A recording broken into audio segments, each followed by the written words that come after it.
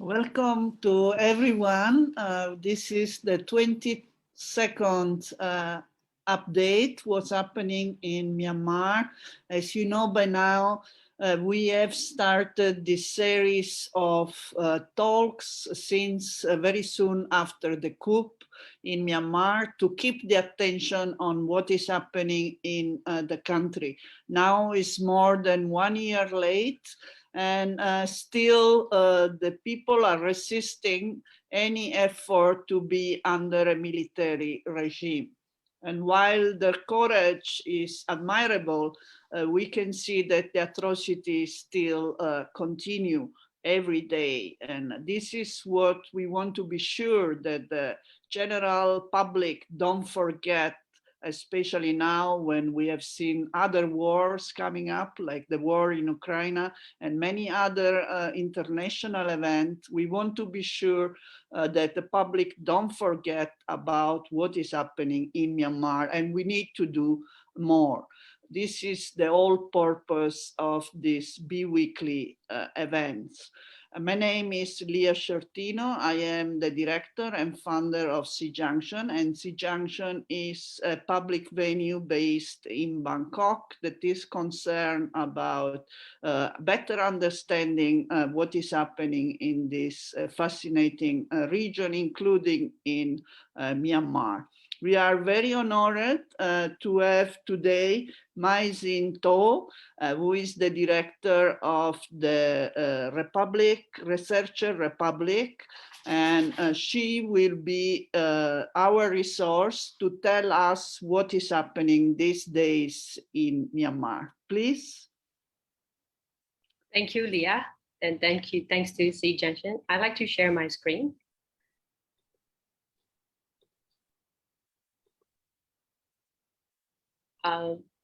Can you see it all? Yes. Okay. So I think everybody's maybe like joining new and old. So my name is Thaw. So I like to update about the last 2 weeks, what's happening in Myanmar. And the slide I just arranged here is the first part is what's happening inside Myanmar, and the second part is what's happening outside of Myanmar. So the slide has to be divided into two.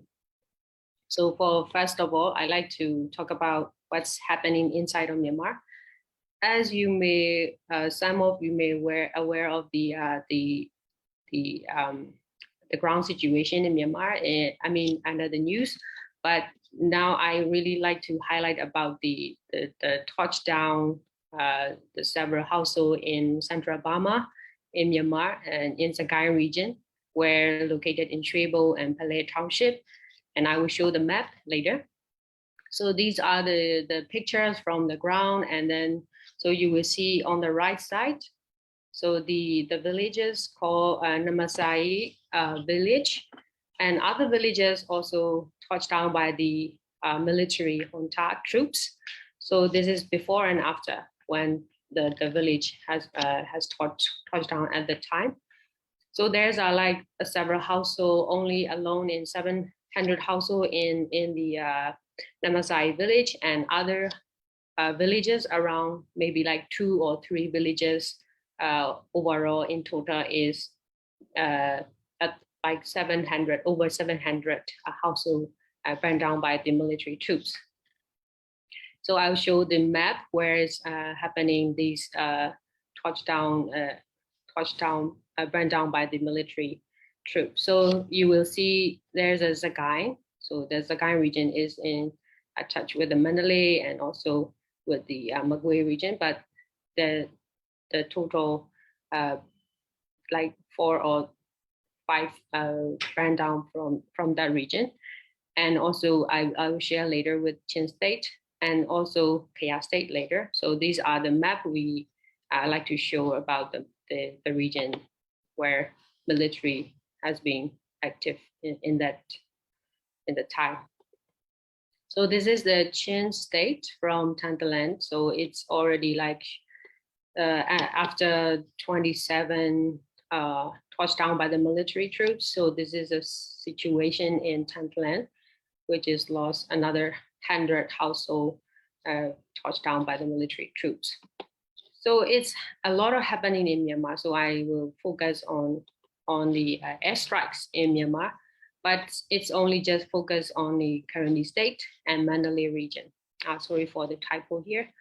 So there's several airstrike in Myanmar, especially in Kaya, because the military troops, they just, push a lot of, because the Karenni state is really like active in defending on the ground against military junta. So these are activities by the military junta using the force, especially airstrikes in the Karenni state and Mandalay region. But in Mandalay region, there's only just, in the news sources, I found only 1 or 2 villages around.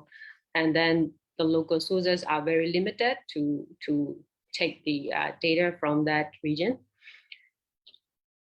So that's the airstrikes happening around in Myanmar. But later on, I like to focus on the People's Defense Force, the PDF's action being questioned, because a lot of people are like, defending the military troops because they are like committing war crimes on the ground.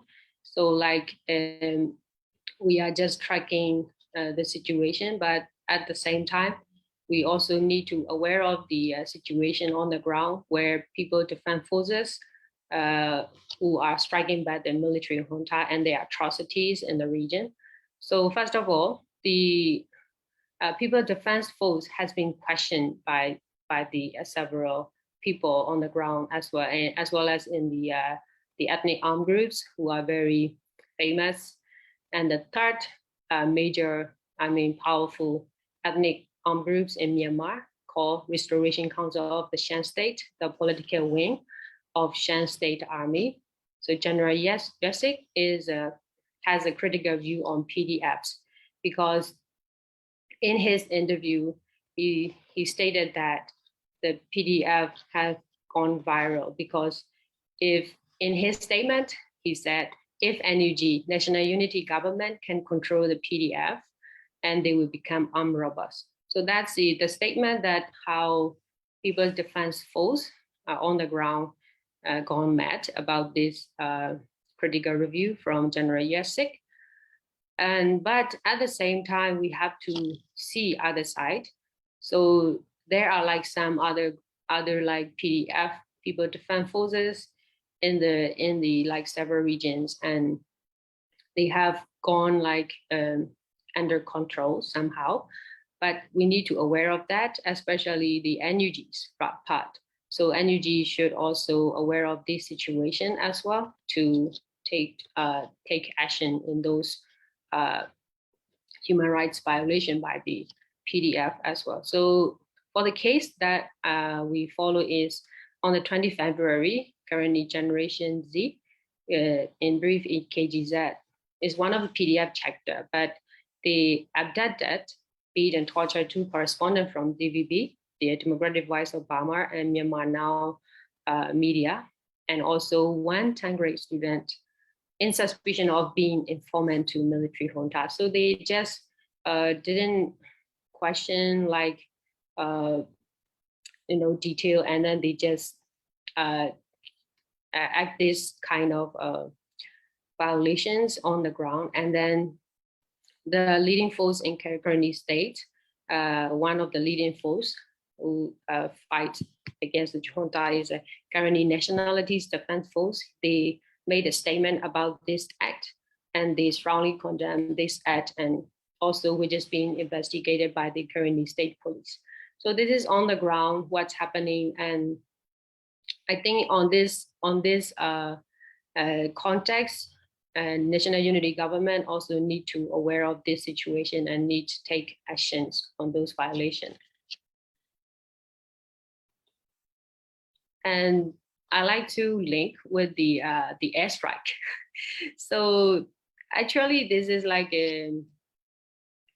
not related to Airstrike, but also other related to the atrocity on the ground by the military junta in the region. So first of all, we can see how Iran military air force helping to military junta. Like, this is not the first time where Iran military air force landed in Naypyidaw. I think this is the third time. And then it's on, I think this is on February 16, maybe, but and then it we can see on March 1st, and it again landed to Naypyidaw as well. So I think it is the second time in, I mean, not second time, in the first time in March. So it has to say maybe fourth or fifth round. So these are the artillery. So the results said like these are the artillery, vehicles to support Myanmar military. Not only Iran, but also Ukraine. Currently viral about this about the situation in Ukraine as well. So Iran, Belarus, and they are supporting military junta for the ammunition support unit like that. And then I like to jump. So what's happening in our economy in Myanmar? So because of the airstrike, because of the touchdown in the villages and the mass atrocity on the ground by the military junta, the country is now, the development of the country is going down, and also especially in economic. And I like to introduce a report because we produced a report about economic collapse, survival and resistance in post-coup Myanmar, which is joint report by Article 30, Myanmar Project Collective, and my organization, Rosalia Republic. So this is available on the given links, and we just produced today. So in the report, we just talk about before coup and the after coup. So that the situation on the ground where people are like struggling, under the democratization process from the previous government. And also we talk about a lot of factory workers, labor issues, and also people who are like struggling a lot for their survival before coup and then after coup. And also we talk about the facility, like especially for the public services like school, health, and etc. And also bank services under the coup situation. So if you want to know more about it, please visit to our webpage and please download it. And it's really interesting report that I have to say, and it's all our ground story. So you can see what's happening before coup and after coup. And this is not much I have to say, but this is like now it's happening because Omicron wave is started in December 2020. And now 2021, I think, so it's now under the peaking situation because all of my friends are sick. So I cannot, talk with them or like for the updates on the ground as well. They are very sick and they cannot do their work, and they just have to rest at their home. And there's no facility to provide by the government, I mean military government, because the people cannot go to the to hospital, and because there's the whole population is like affected by this situation. I mean with the coup, another coup. So I will move to. So on a positive note, what I have to say, because on 2nd March, the military junta free 6 celebrities, including Baidagon, who is very famous in Thailand and in Myanmar, and also who are really active in a coup, anti-coup activities, the actor and actress. So they were they've been released by the junta, but the people on the ground saying that No, this is just, not enough, because people who being like detained by the military junta at the time, or anti-coup protest movement, people are still in the prison, and they need to release immediately. So that's how people express their feeling on this freeing 6 celebrities on the day. So I like to jump to the what's happening outside of Myanmar. So first of all, I like to start with sanction, but the sanction is from the EU. So Myanmar is like since coup, and before coup is also another there's a sanction around Myanmar, but since coup, the EU imposed restrictive measures on 65 individuals and 4 entities in 4th round of sanction, including government ministers, a member of State Administrative Council, call it SEC, and member of the Union Election Commission, as well as their high-ranking member of the Myanmar Armed Forces military, Myanmar military. But they are so these are from the state-owned companies, providing substantive resources to the Cameroon military, and the private companies who are closely connected to the Cameroon top leadership. So these companies are, maybe you aware of the name already, like Two Group, IGE, Mining Enterprise One, and Myanmar Oil, Gas and Enterprise. So these are all related to the oil and gas industry.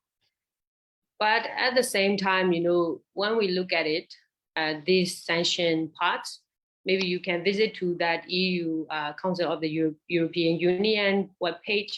You will see these all are like military link companies and military link individual private sectors, right?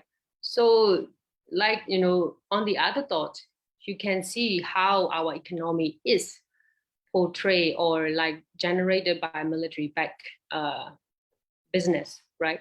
So I think this is kind of a lesson learned that we have to aware, because the country has built by the military business.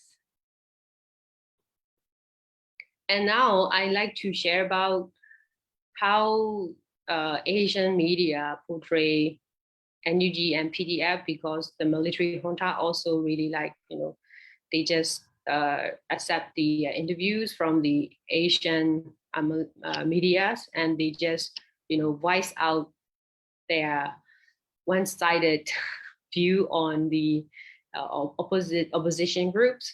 So they just saying the NUGs and PDF are the terrorists, blah blah blah. So the Asian media also cited according to their interviews.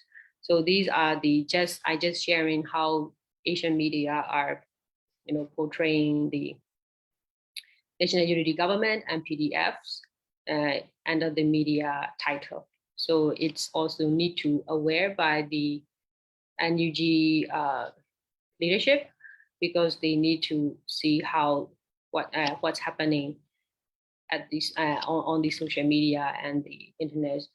Asian media as well. And last but not least, so all Ukraine's informations are overwhelming and covering my issues right now, because you will see every media, social, and every outlet, they just talk about Ukraine war. So we can see how Ukraine people suffer on the ground as well. It's similar like Myanmar people. So for this, and actually is really Myanmar military junta declares that Russia's invasion of Ukraine is justified. So that's how military junta is backing Russia. And also we know that, people mostly know that Ukraine sell weapons to Myanmar, military. And then, but most of Myanmar people, majority, they express their solidarity to Ukraine. So that's the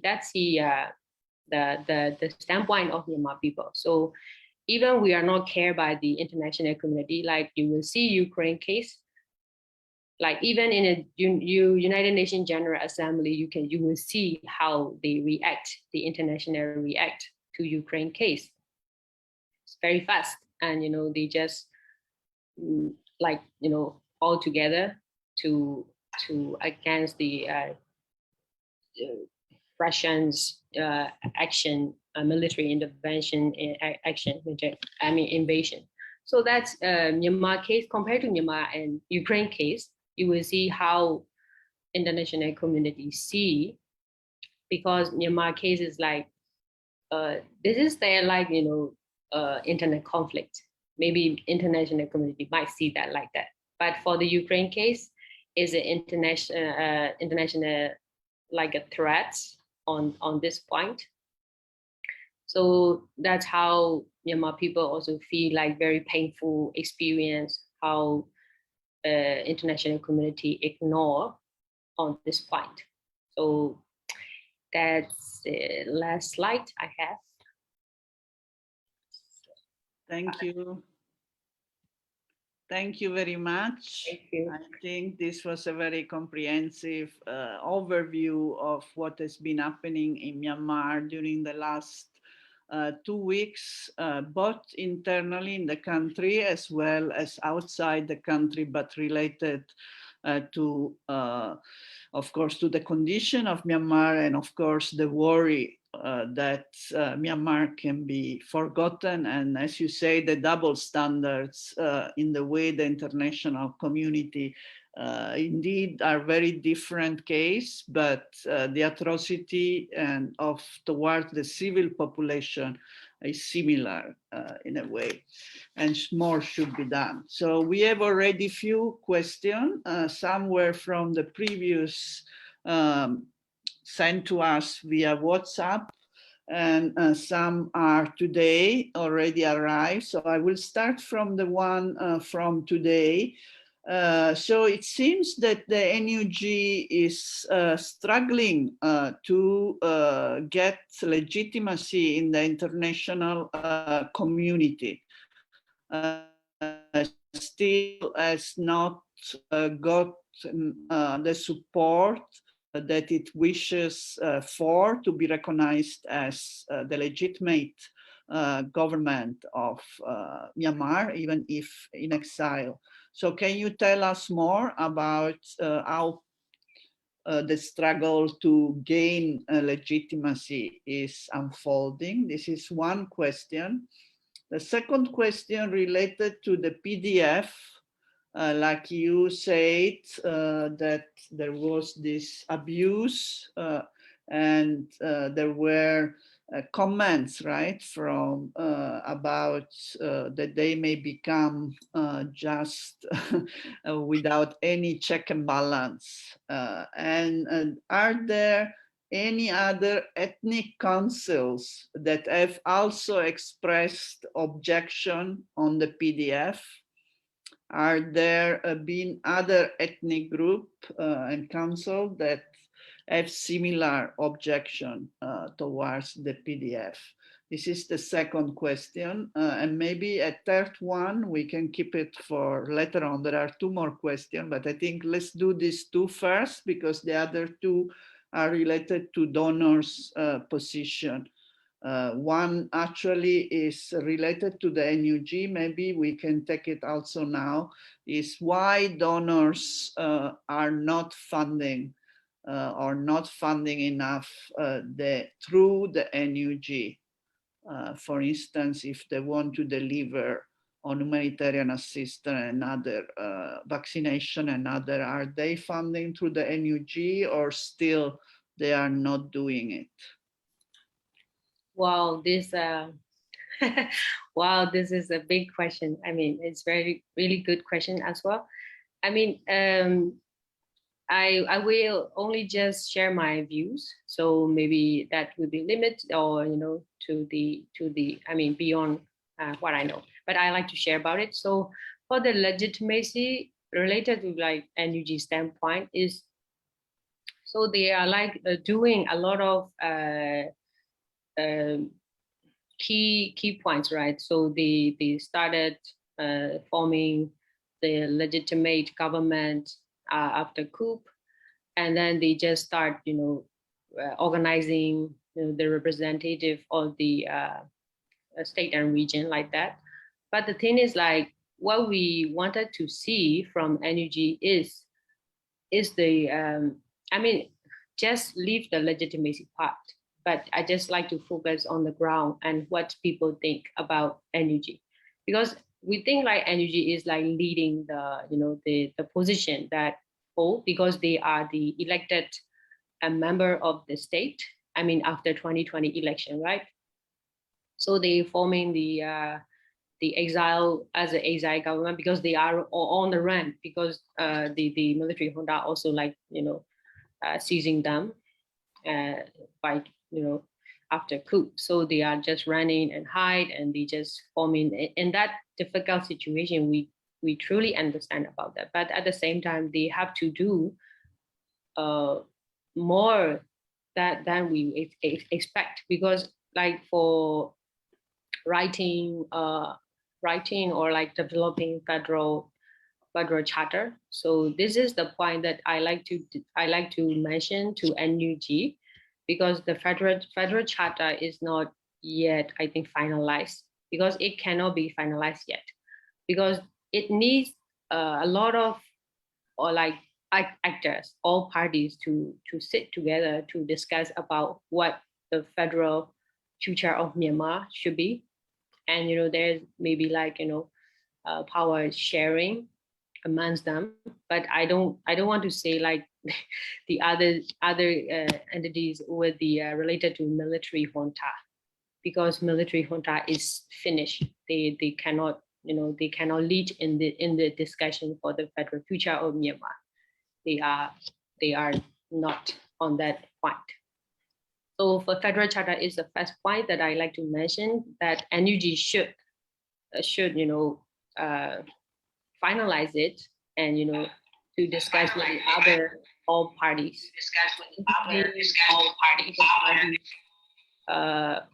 But it's also controversial, because political parties in Myanmar, some are backing up the military junta, and some are neutral, and some are really supporting to NUG maybe. So that's also need to clarify at that point.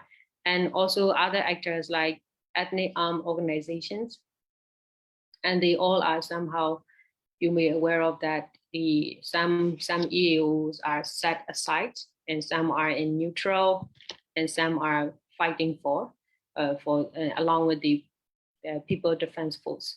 So these are like kind of a complex political position in the region. So I think NUG should consult with this group and act along with their Ministry of Defense as well. I mean, from the National Unity Government.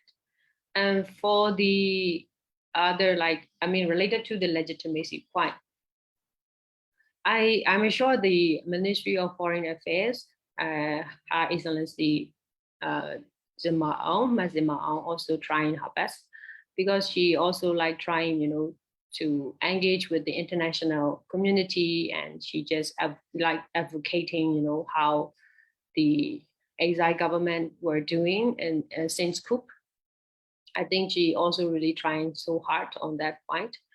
And also, I like to mention about Ministry of Human Rights. So they are also doing great.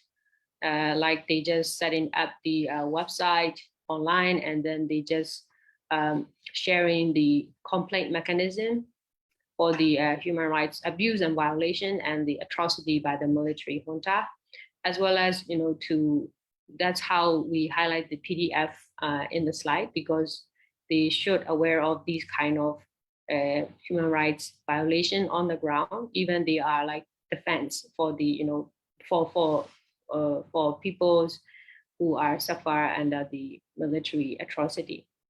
So I think this is a kind of internally, domestically, that NUG should engage with these group and actors, how to engage and how to advocate human rights standards in the sense how under the Geneva Convention as well. So I think this is I mean, energy is doing on that point, and also they just releasing some statements about this, but on the ground, I think it should be more effective, like engaging with these actors as well. So for the international part, legitimacy is somehow the international community hesitate to give, because when you see, I mean, comparing to Ukraine issue like that.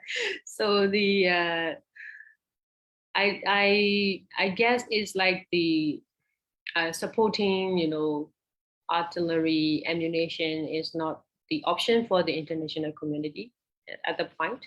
And also for the local people defense force, they are also struggling to defense, fight back to military junta at the same time. Because they are using the local ammunition and other from the peoples who donate on these artillery donation. So this is how people are trying so hard at the ground level. I mean, it's only just defense war, not just like a fighting back with the stronghold and strong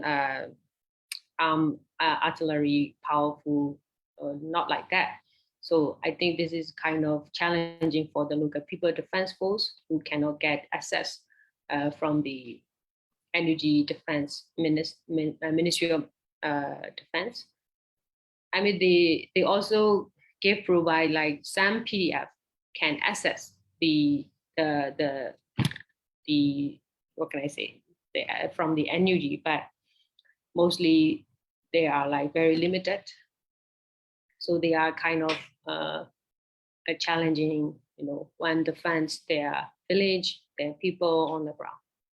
So the legitimacy is kind of at the international level. It's also challenging for NUG as well. And also for the local level, it's also challenging for NUG, because people start thinking like, oh, NUG didn't provide us these kind of, access or money or something like that. But at the international level, they also struggling to get as a legitimized government, not like Ukraine. And I know it's different story with the Ukraine and Myanmar case. So, and also, one thing I like to share about is the Rakhine issue for the I at the international ICJ. So, but I didn't mention here in the PowerPoint slide. But the thing is, like, I need to I need to see that if energy can do the releasing the official statement, who they stand for, or what do they do for these community. I mean, for the Rohingya people, right? So they can do this official statement on these atrocity committed in starting from the 2017 or no. So I mean, it's beyond of that year as well. So I think this kind of situation, and also the official statement by the NUG should be there, should be in the future. I mean, they can do whatever under their power, under their legitimacy. So people can, see how energy is doing, and then maybe that's all energy also need to do. And we know that they also struggle for the legitimacy as well. But for the ICC part, I didn't follow yet, because it's very controversial to get legitimacy at the UN General Assembly as well. So, yep. And another question you have? Another question.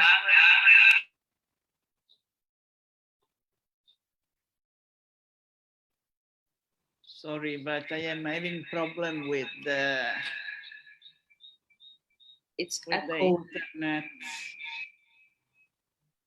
Okay, so I think now I have to do with the mobile and because the internet in my house seems not to be stable. But yes, there was another question related to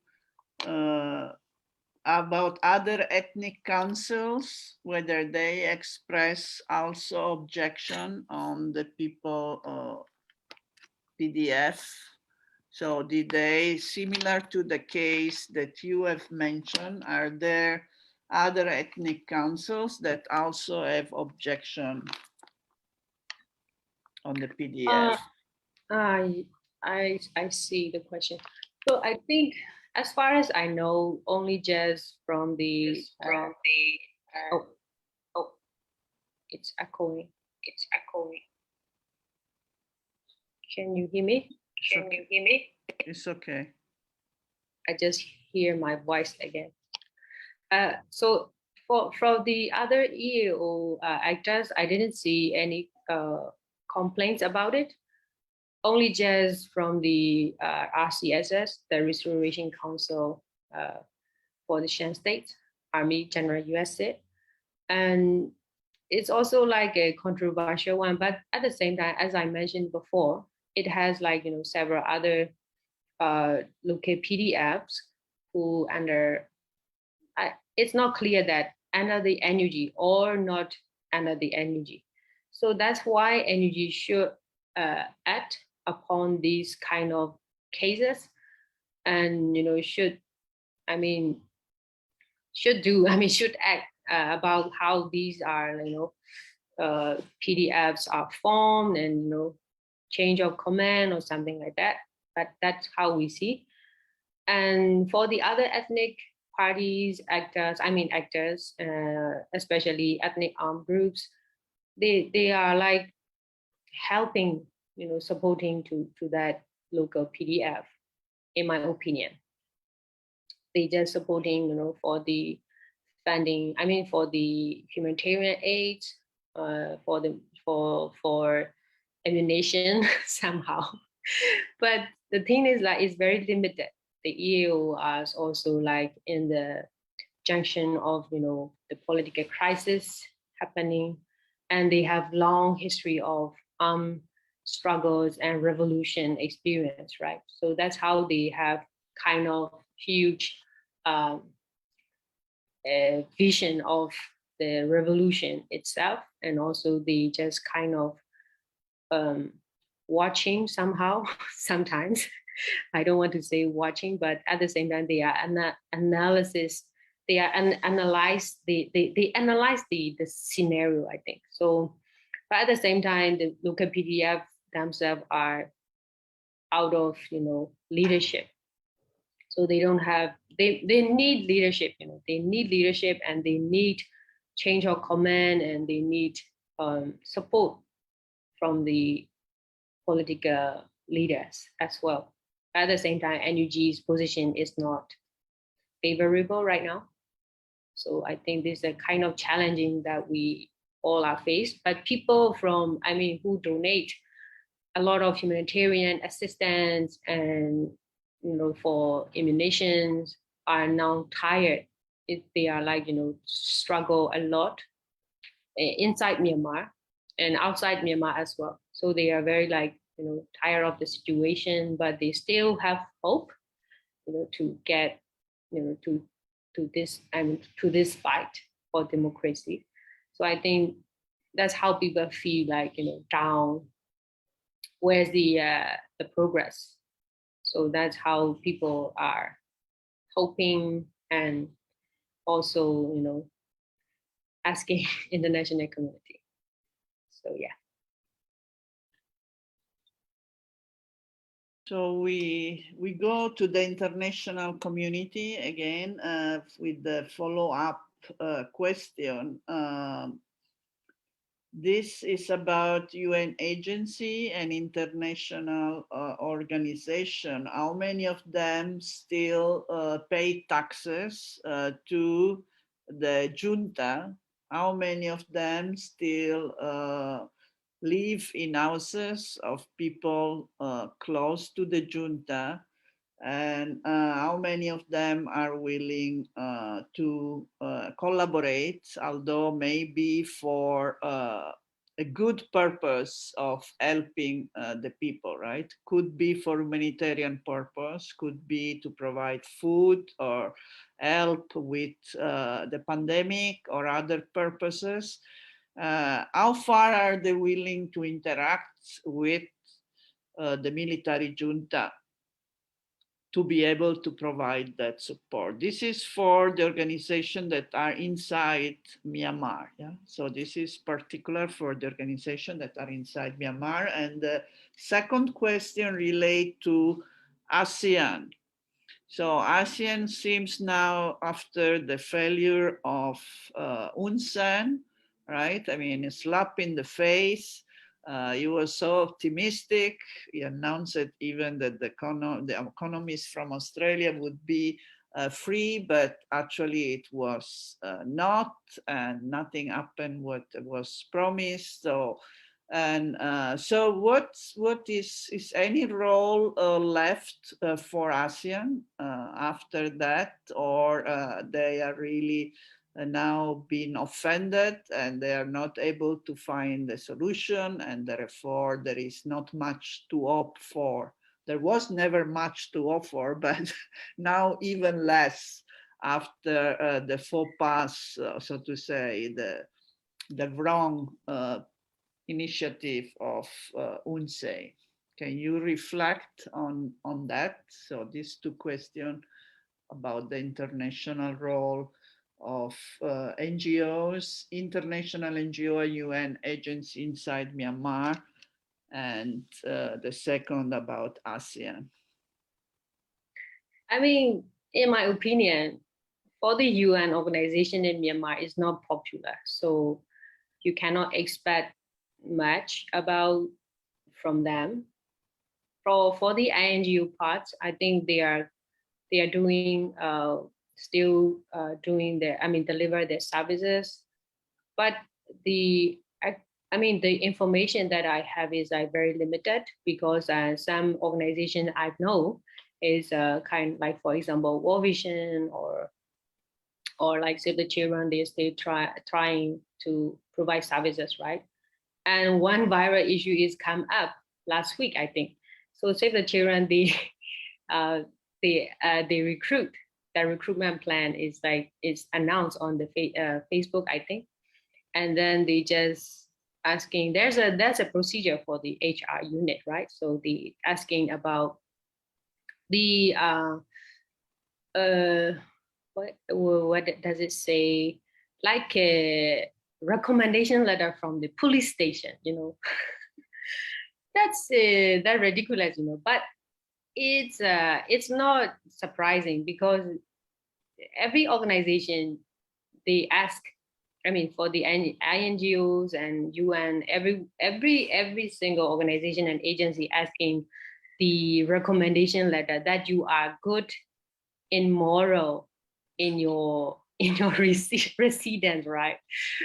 From the one who violate human rights. So I don't know. So these are the process for the HR unit has to, you know, pass. So HR unit has also like a very like challenging situation on this point. So they are just doing, at the same time, they need to deliver their service to the people on the ground, right? So they have to, you know, do, in my opinion, they have to do is like, you know, job done. Yeah, that's all. So it's kind of a viral post on it, but it's not the only Save the Children, but also other organizations has to do that.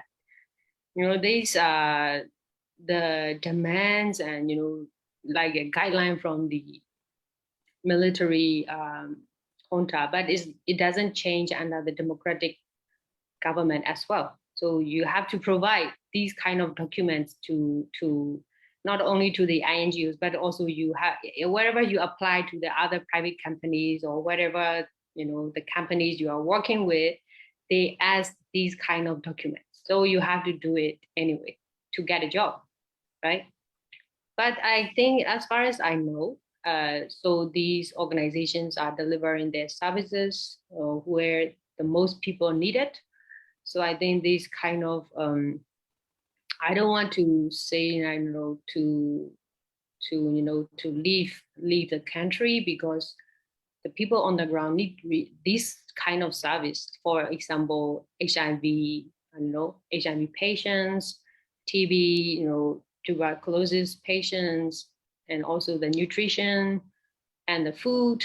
So these are the most needed services where, to access the people on the ground. So I think this kind of situation, the international organization are struggling at the same time. And also some are like still providing the tax to to the government and military, but sometimes they just I mean, in the other sources, like, from my friends, I heard like they didn't pay the tax. So that's how it's only depends on the individual consent, right? So some organizations, they provide, they let the individual decide. So if you want to pay, you can, but if you don't, no, you don't need to. So that's how the international organization are also doing on the ground. So it's not much pressure, but somehow some people thinks like still like providing the tax is not, acceptable. So that's how I see. And the second question is ASEAN. Yes. ASEAN after visit. After visit. And being slapped. Like, in my opinion, a visit. Prime Minister Hun Sen's visit to Myanmar is. From the start, we know there's no progress. So what's the point to visit to Myanmar, right? From my opinion, all Myanmar people know there's nothing happened, and the 5 consensus is also not progressed by the as promised by the military junta.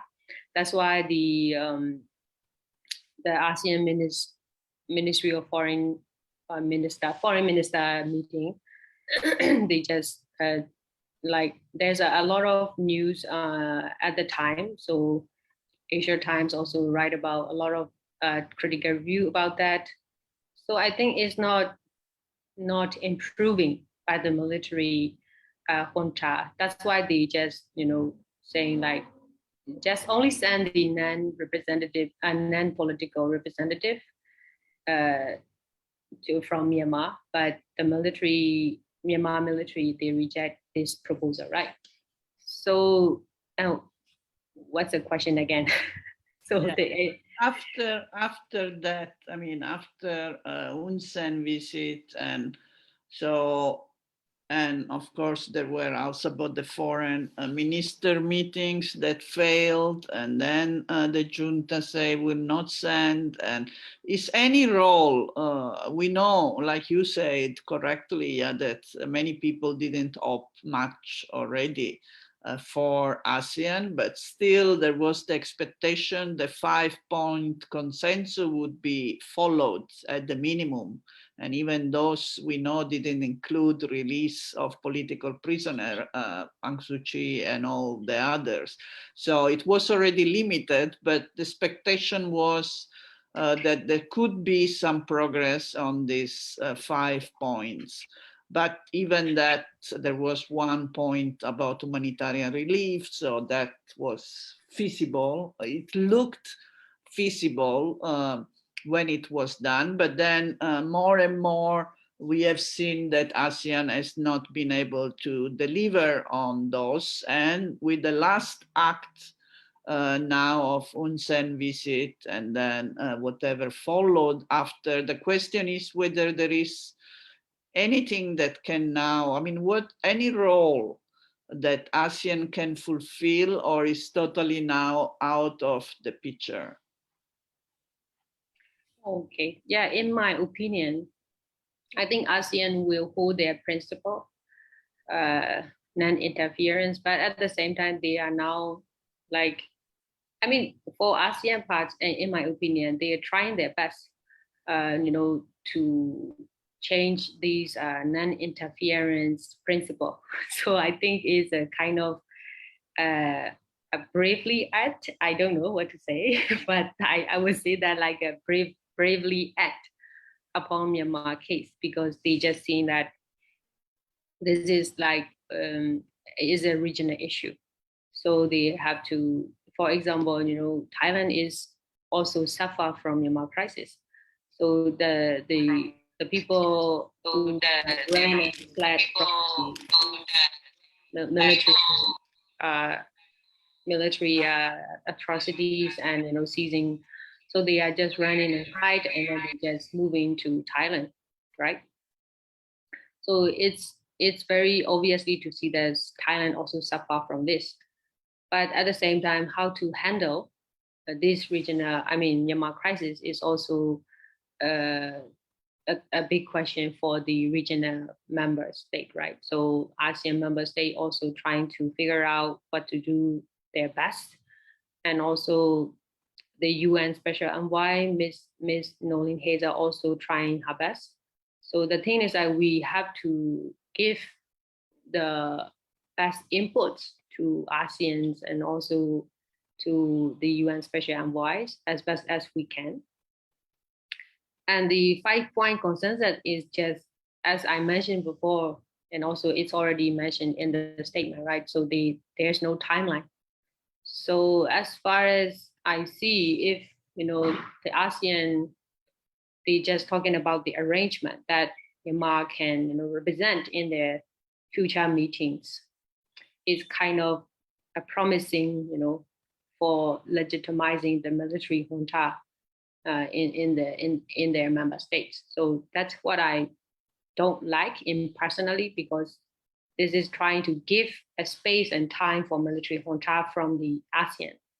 So the 5 points consensus now, I mean, in the domestic level, I mean the national level, the military junta trying to convince the actors, like they just trying to like putting 10-month ceasefire, unilateral not agreements, it's unilateral statement from military junta side. I think you may aware of the other news around last maybe 2 days.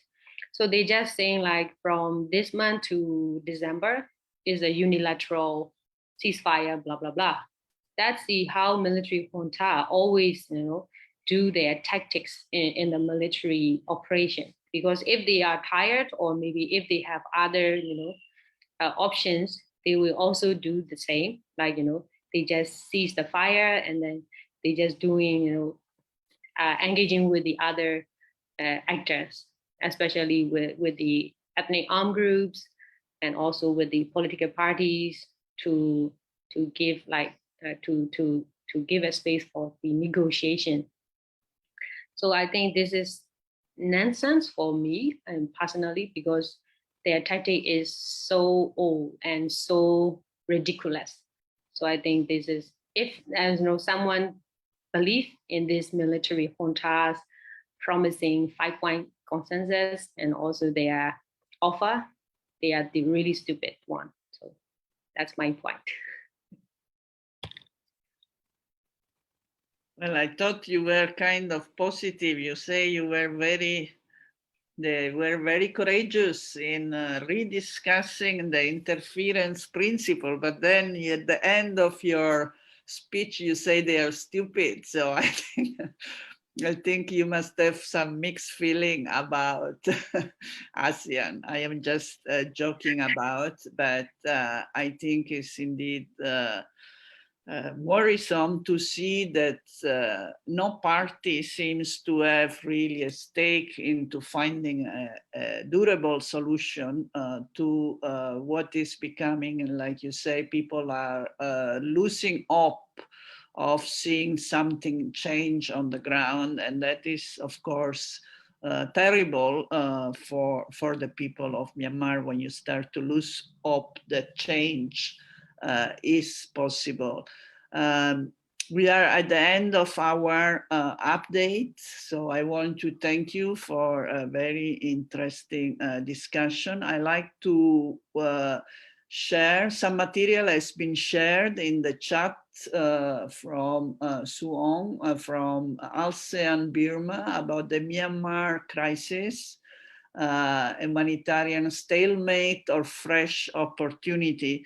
So this, I think, is an interesting read. And there is also a recent article in the Diplomat, if I am not mistaken, by Kinomar, or just Bom just shared it in the chat too, about the whole issue of international donors and how they relate to Myanmar and what is happening on the ground, and whether emergency aid should be neutral and unconditional. And she argued that it should not be neutral and unconditional. So I really encourage you to read both this article and ASEAN Burma, and we are very glad to see you, Suong, here in this forum. Normally it's your wife, right, that that would be here, but we are happy to see you. And indeed, ASEAN Burma has a lot of material that is worth taking a look, and the same with Progressive Voice of Kinomar, but the recent article is particularly interesting for all of us that struggle with what Thaw has been telling us about how to continue to serve the people of Myanmar without worsening their situation, already difficult situation, like for instance with COVID or with HIV/AIDS or with tuberculosis or other issue. Also how to alleviate the economics, the food price is going up and all the rest. So there is a need for services by NGOs, long-term NGOs that have been there for a long time, but then are they indeed also supporting a military regime or not by the act? That is, of course, a big discussion. So it's very important to read both this article that have been shared. Now with this, again, I thank you everyone, those in Zoom here, as well as those in Facebook and other media where we have shared this episode, and we are ready to see you again in 2 weeks time. So please continue to follow us, and we will be seeing you. SEA Junction will be closing its public venue starting from the 15th of March, because we are going to expand the venue. We are taking a jump and renting the nearby room so that we can host more people, but we will continue with our online activities. So the updates will continue. Thank you very much to everyone, and see you in 2 weeks' time. Bye. Thank you so much.